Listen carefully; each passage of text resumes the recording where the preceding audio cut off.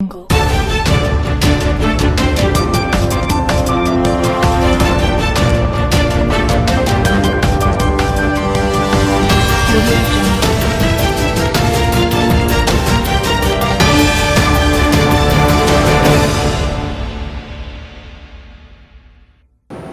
नमस्कार, मैं लोकमित्र। आप लोग देख रहे हैं हम लोग 24/7। आज के हमारे गेस्ट हैं योगेश जी, जो एक शिक्षक और साथ ही साथ एक समाज सेवी हैं। योगेश जी, आपका बहुत बहुत स्वागत है हमारे चैनल में। जी धन्यवाद। और आज का जो हमारा विषय है, शिक्षा का स्तर। जो शिक्षा है दिन पे दिन कम होती जा रही है, उसका स्तर घटता जा रहा है, ऐसा क्यों? मैं लोकमित्र जी इस बारे में ये कहूँगा कि वर्तमान में जो भारत में शिक्षा की स्थिति है वो बहुत भयावह दिशा में जा रही है। बिल्कुल। और इसके पीछे बहुत सारे कारण आप देख रहे होंगे कि हमारे छोटे स्तर से लेकर और विभिन्न स्तरों का जो शिक्षा का स्तर है वो लगातार दिन पर दिन गिरता जा रहा है। बिल्कुल। उसमें जो सुधार होने चाहिए थे वो नहीं हो पा रहे हैं। हम चाहे प्राइमरी स्कूल की शिक्षा की बात करते हैं तो वहाँ पर आप देखेंगे प्राइमरी स्कूलों की स्थिति, जहाँ पुराने टाइम में 5 टीचर होते थे, आज वहाँ पे 2 टीचर हैं। जी बिल्कुल बिल्कुल, आप सही कह रहे हैं। में भी एक टीचर ऐसे होते हैं जो कंपटीशन पास करके आते हैं, दूसरे शिक्षा मित्र हैं।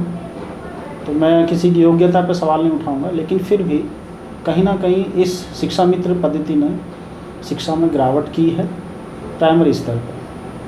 और यही हाल माध्यमिक स्तरों पर है। लगातार जो हमारे माध्यम और उच्चतर माध्यम स्तर के जो स्कूल हैं वो लगातार इंफ्रास्ट्रक्चर और साथ ही साथ जो शिक्षा की संख्या है, शिक्षकों की जो संख्या है, उसमें दिन बतर कमी होती जा रही है। बिल्कुल, आप बिल्कुल ये एक दूसरी ओर एक कारण और है माध्यमिक स्तर और उच्चतर माध्यमिक में शिक्षा का व्यवसायीकरण। अगर हम देखते हैं जगह जगह पे, तो एक स्कूल में पढ़ाने वाला अध्यापक बच्चों से लगातार ट्यूशन की अपेक्षा करता है।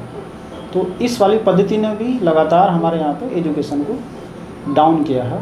जो स्तर शिक्षक का एक क्लास में पढ़ाने का होता था वो आज देखने को नहीं मिलता है। वो अपनी गुणवत्ता को क्लास में ना बता के ट्यूशन क्लास में बताने की कोशिश करता है। बिल्कुल, ये बहुत बड़ा रीज़न रहा है इसका कि शिक्षा में गिरावट आ रही है। बच्चे स्कूल पे ना निर्भर होकर ट्यूशन टीचर पर निर्भर हो रहे हैं। नहीं, मेरा इसमें मानना ये है कि बच्चे निर्भर नहीं हो रहे हैं, बल्कि बच्चों को हम निर्भर करा रहे हैं। बच्चों के प्रति टीचर की क्या जवाबदेही है, ये खुद से टीचर को डिसाइड करना पड़ेगा। जैसा हम अपनी संस्कृति की दुहाई देते हैं कि शिक्षक जो है भगवान समान होते हैं, तो ये भगवान समान की अगर हम बात करते हैं तो इसका मतलब हम अपना बहुत कुछ शिक्षक को अर्पित कर रहे हैं। बिल्कुल।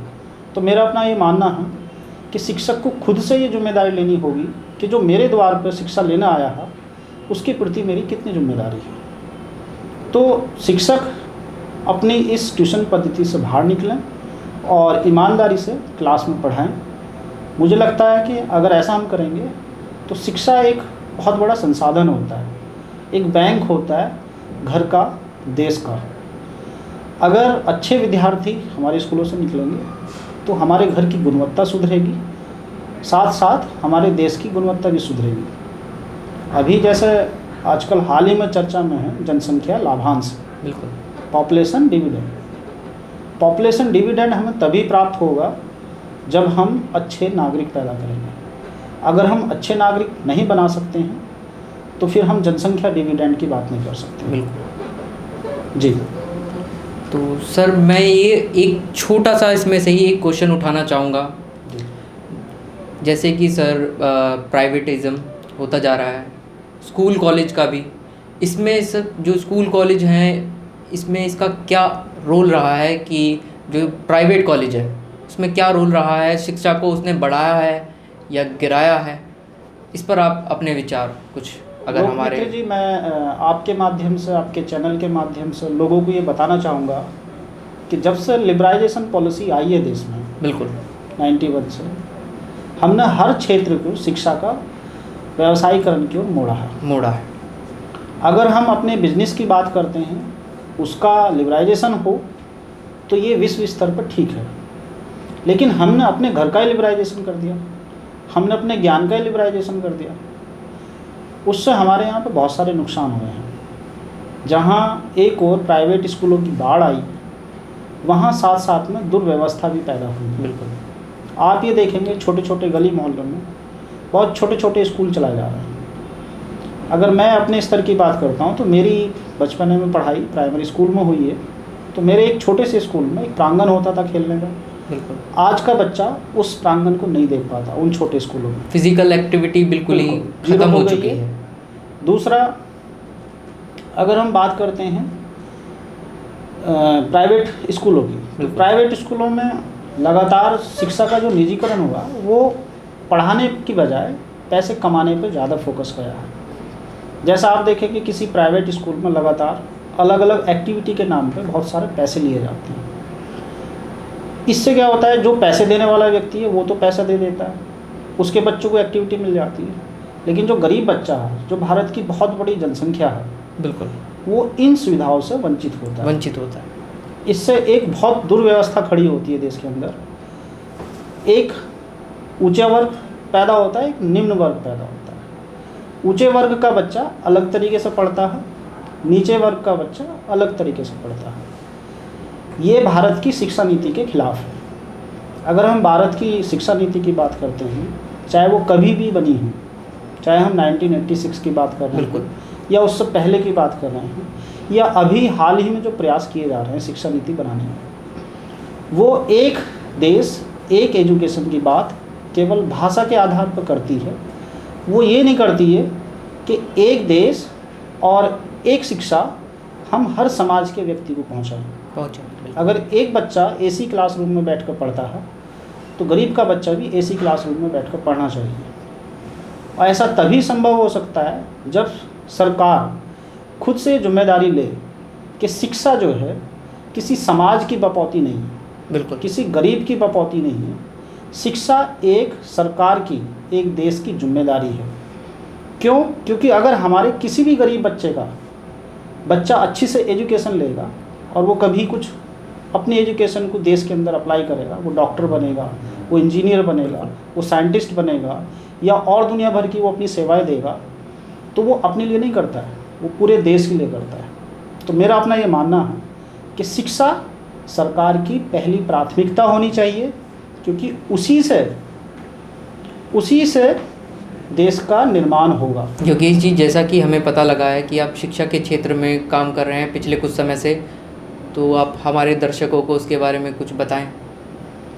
मैं दर्शकों से ये कहना चाहूँगा कि शिक्षा जिसके भी पास हो उसे प्रसारित करना चाहिए, क्योंकि शिक्षा देने से जो है बढ़ती है, घटती नहीं है। बिल्कुल। तो मैं उसी का प्रयास करता हूँ। उस प्रयास में हमारे काफ़ी साथी हैं।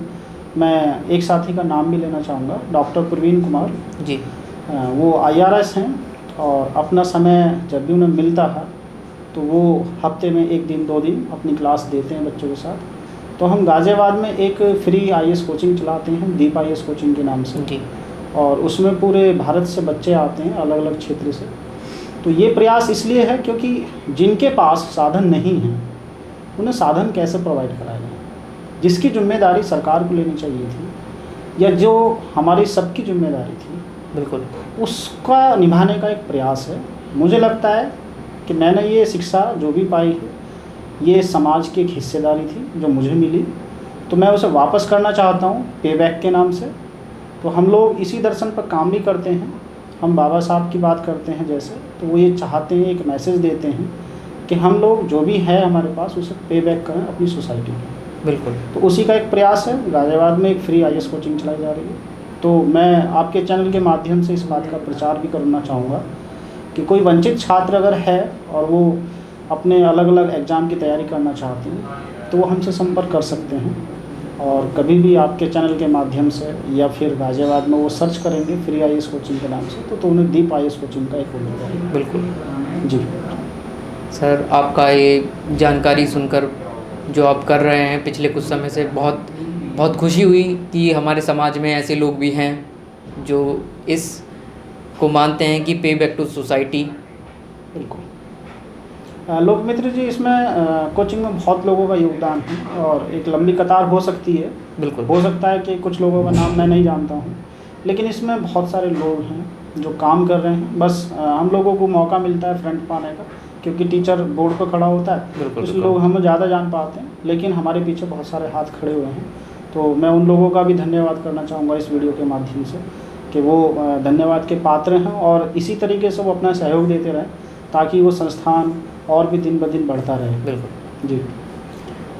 योगेश जी, तो हम अभी हमारा जाने का समय हो रहा है और आप हमारे चैनल पे आए, आपका बहुत बहुत धन्यवाद और आगे भी आते रहेंगे ऐसी हमारी। जी धन्यवाद। हम लोग 24/7 का बहुत बहुत धन्यवाद, आभारी। जय हिंद। अभी हमारी चर्चा हुई योगेश जी के साथ और उन्होंने हमें भारत की वर्तमान शिक्षा की स्थिति पर बताया और कुछ महत्वपूर्ण तथ्यों से अवगत कराया। इसी तरह के अहम मुद्दों की जानकारी हासिल करने के लिए हमारे चैनल से जुड़े रहें और हमारे चैनल को सब्सक्राइब करना ना भूलें और बेल आइकन ज़रूर दबाएं। तब तक के लिए नमस्कार।